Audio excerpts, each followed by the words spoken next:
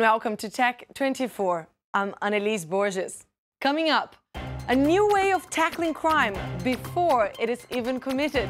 The British police is testing the groundbreaking system of predictive policing. And in Test 24, we check out Knack, the first game announced for the recently revealed PlayStation 4. But before we get to those stories, this week Barcelona is playing host to the world's largest exhibition for the mobile industry.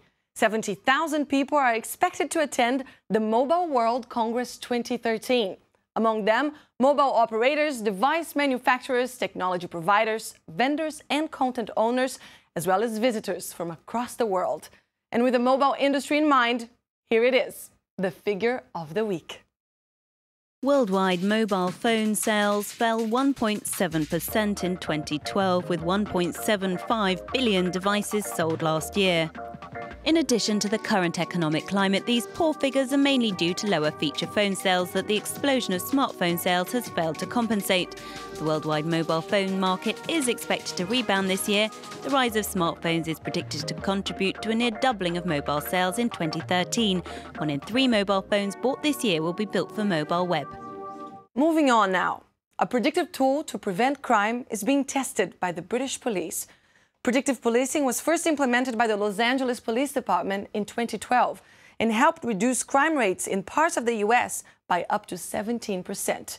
The system uses data of previous crimes and human behavior analysis to predict where crimes are most likely to occur. When Sergeant Martin Smith leaves the station to go on patrol, he's not just choosing his beat at random. His destination is an area selected by a computer program. What it's saying is that's your best chance of preventing something from happening. What the sergeant and his colleagues are trying to achieve is a policing dream, to arrive on the scene before a crime has been committed. Officers in Kent in southeast England are the first in Europe to use this system of predictive policing. It's not quite Minority Report, but there are parallels with Tom Cruise's futuristic police unit that was able to predict crimes and stop them from happening.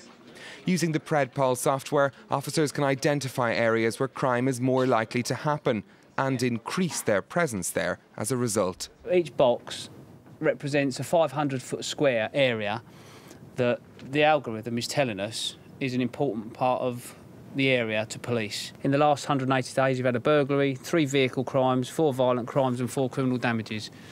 The boxes are all lettered, so from A to Z. So A, B, C, D, etc. are the most high priority.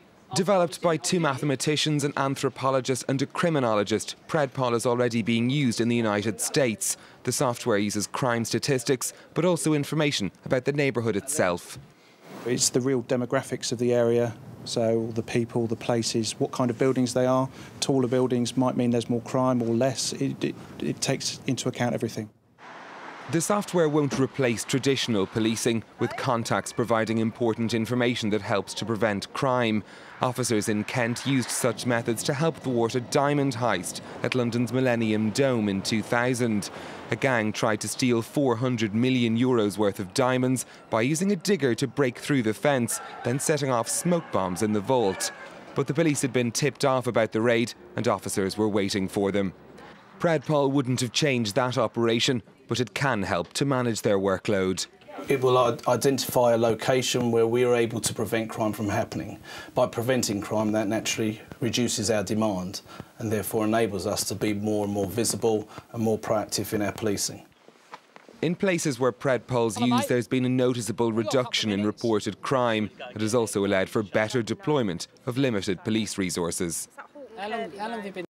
Now Mark Edwards is with me in the studio. Mark, it's not like we're discussing pre-crime and Minority Report. There's no science fiction involved in predictive policing. It's pure mathematics. Can you explain us how the system was developed? So yes, as you're saying, they're using advanced mathematics, human behavioural analysis, as the chap said in the package we just saw, and also historical crime data, and combining all of that and making decisions based on that. So we looked at an example also in Birmingham where 30% of the 8,000 burglaries that happened in 2011 were actually repeat burglaries. So you know, it's common sense in a way, but if you're burgled once, you're more likely to be burgled again within the same week. And the houses on the same streets are also likely to be burgled. So therefore, they're using that information and doing the standard policing, but using all of the big data at the same time as well. All right, thanks for that, Mark. We'll move on now because it's time for Test 24.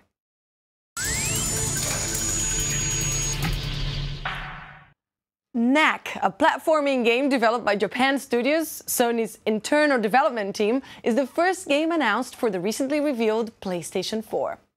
And speaking of PlayStation 4, Sony did everything at a launch event last week, but to unveil the thing itself.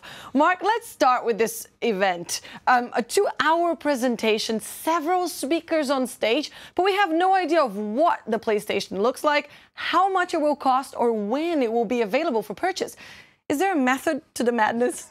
To be honest, at least, I've got to give a huge round of applause, firstly, to Sony for getting all of this hype, the world's media, all there, and effectively not having a product to show. That is it's an incredible feat in itself. Now, what we do know is we have no idea of the price, you said it, or the release date. It should be out by Christmas. That's the key time to really be releasing this sort of thing.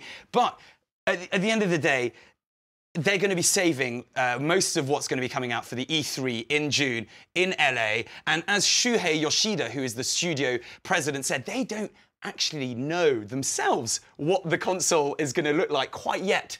So, you know, I think it's an iterative system where they will try and build on things, and we'll hear more about it in June, I think. And what about Knack? Will it be a defining reason to shift to PlayStation 4? I mean, it looks beautiful. You've probably seen some of this trailer in the background. It's an absolutely beautiful game. Bit of a surprise to be the first thing they show at the conference, simply because the conference was full of hardcore gamers, if you will. And that's not the kind of thing where you want a kind of cutesy, science fiction-y game.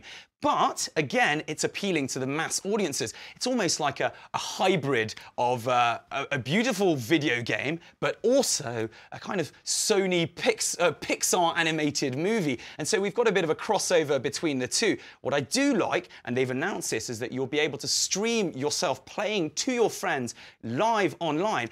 And if you get stuck at any point, your buddy over in LA or in India or in China will be able to pick up from his PlayStation 4 and complete the level for you. And I think that's quite an interesting aspect I could use that kind of help, I'm sure. Thanks for that, Mark, and thank you for watching this edition of Tech 24. Don't forget, you can give us your feedback on the show via Facebook or on Twitter. And we leave you today with images of Google Glass Explorers. Google has once again opened up pre-orders of their glasses with a limited stock of 8,000 units. To be eligible for a pair, you have to send Google a message via Google Plus or Twitter saying what you would do with your glasses in 50 words or less. You can include photos or a short video. If chosen, you get a chance to spend $1,500 plus tax for the glasses and attend a special pickup experience in New York. Deadline for applications is February 27th. Good luck. I'll see you next week. Okay, Glass, take a picture.